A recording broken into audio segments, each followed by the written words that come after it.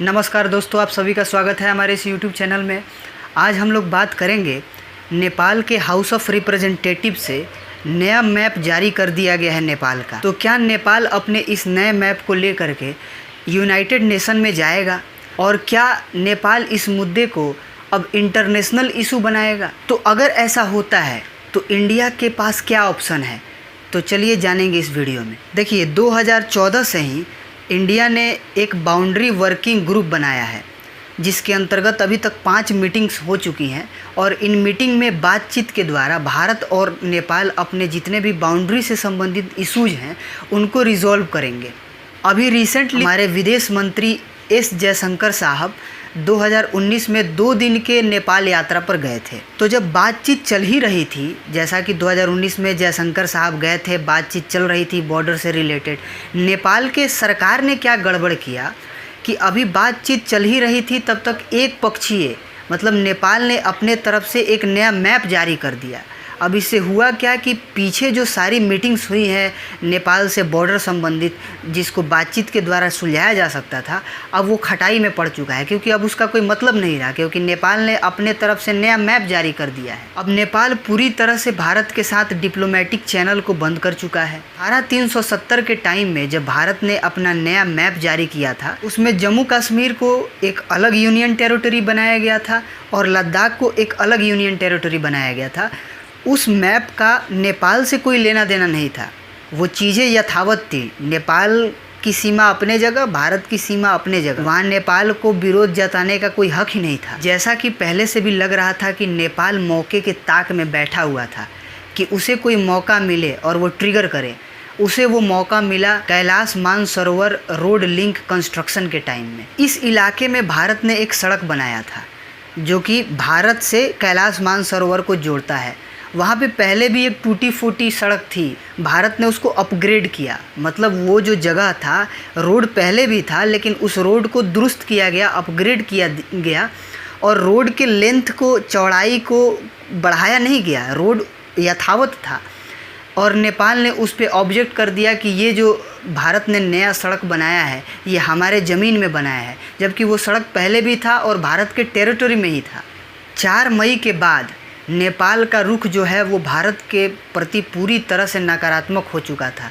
इसका मुख्य कारण ये है कि केपी ओली की सरकार गिरने वाली थी, जिसको चाइना ने इंटरवीन करके अलग अलग पार्टियों से बातचीत करके बहुमत का जुगाड़ करवा के और केपी ओली की सरकार बचा ली। जब केपी ओली की सरकार बच गई तो केपी ओली और ज़्यादा हमलावर हो गए भारत के प्रति। मतलब 4 मई के बाद भारत और नेपाल के रिश्तों में और खटास आनी शुरू हो गई। नेपाल के इस नेगेटिव रुख के बावजूद भारत का बयान आया कि हम नेपाल से बातचीत के लिए तैयार हैं और जब ये कोरोना पैंडेमिक ख़त्म हो जाएगा उसके बाद जो हमारा बॉर्डर वर्किंग ग्रुप है, जो कि बॉर्डर से संबंधित इश्यूज़ को रिजॉल्व करेगा, इसके थ्रू हम लोग बातचीत के द्वारा अपने मुद्दे को सुलझाएंगे। अब भारत ने एक तरह से उनको सुझाव भी दिया था कि जब तक हम लोग बातचीत करके मामले को नहीं सुलझा ले रहे हैं, आप एक पक्षीय निर्णय मत लीजिएगा, वन साइडेड डिसीज़न मत लीजिएगा। लेकिन नेपाल ने, ऐसा लग रहा है कि जैसे वो मन बना ही चुका था कि हमें भारत से रिलेशन ख़राब करके ही चलना है, चाइना के इशारों पे। अब चूँकि नेपाल ने नया मैप जारी कर दिया है तो भारत का भी ऑफिशियल बयान आ चुका है। भारत ने कहा है कि ये जस्ट एक आर्टिफिशियल इनलार्जमेंट है, मतलब कि ये कृत्रिम बदलाव है, इससे कुछ होगा नहीं, क्योंकि जो इलाका है वो भारत का है, वहाँ के जो लोग हैं पूर्ण रूपेण भारत राष्ट्र में विश्वास करने वाले हैं। तो जब भारत का ज़मीन है, भारत के लोग हैं, तो केवल नेपाल को उस पर क्लेम कर देने से वो नेपाल का पार्ट नहीं होगा। भारत ने ये भी कहा है कि इसका कोई हिस्टोरिकल एविडेंस नहीं है। देखिए, नेपाल की सरकार का एक और अजीबोगरीब हरकत, चूँकि पहले नेपाल क्लेम कर चुका है भारत के टेरिटरी पर कि ये हमारा है, मैप भी जारी कर दिया। अब उसने एक 9 सदस्यीय टीम का गठन किया है कि आप सबूत इकट्ठा कीजिए, एविडेंस खोजिए, ताकि हमने जो ये क्लेम किया है भारत के टेरिटरी को कि हमारा है, इसका हिस्टोरिकल प्रूफ मिल सके। ये जो सबूत इकट्ठा हो रहा है काला पानी, लिम्पिया धुर्रा और लिपू लेक को लेकर के, तो ये भारत के लिए नहीं हो रहा है, ये हो रहा है कि अगर इनके हाथ कुछ एविडेंस लग जाएगा, हालांकि वो जो भी एविडेंस होगा वो तोड़ा मरोड़ा और एक प्रकार से फॉल्स होगा, क्योंकि ये हिस्टोरिकल रूप से ये सभी जगह भारत को बिलोंग करता है। पर अगर इनके हाथ कुछ लग भी जाता है तो इसके बाद ये लोग जाएंगे यूनाइटेड नेशन में। यूनाइटेड नेशन में जाएंगे तो हो सकता है कि चाइना और पाकिस्तान, टर्की जैसे कुछ देश भारत के अगेंस्ट जाके नेपाल को समर्थन करें इस नए मैप को लेकर के। चूँकि चीन परमानेंट मेंबर है यूनाइटेड नेशन में, तो चीन अगर भारत के खिलाफ़ कुछ करता है तो भारत को भी कड़ाई से इसका जवाब देना होगा।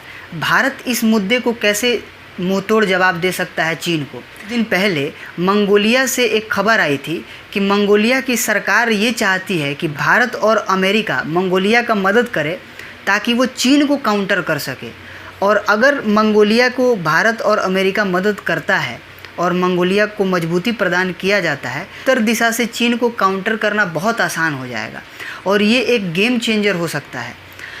एक इनर मंगोलिया करके जगह है चाइना में, माना जाता है हिस्टोरिकली कि ये मंगोलिया का ही पार्ट था। चीन उसको भी हड़प के बैठा है। चीन ने तिब्बत को हड़प लिया है, एक प्रकार से रानी कजाकिस्तान का ज़मीन हड़प के बैठा है चीन।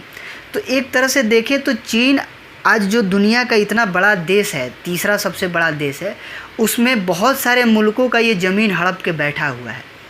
तो अगर भारत उन मुद्दों को उठाए तो चीन घुटनों पे आ सकता है। तो इस प्रकार आज के वीडियो में इतना ही।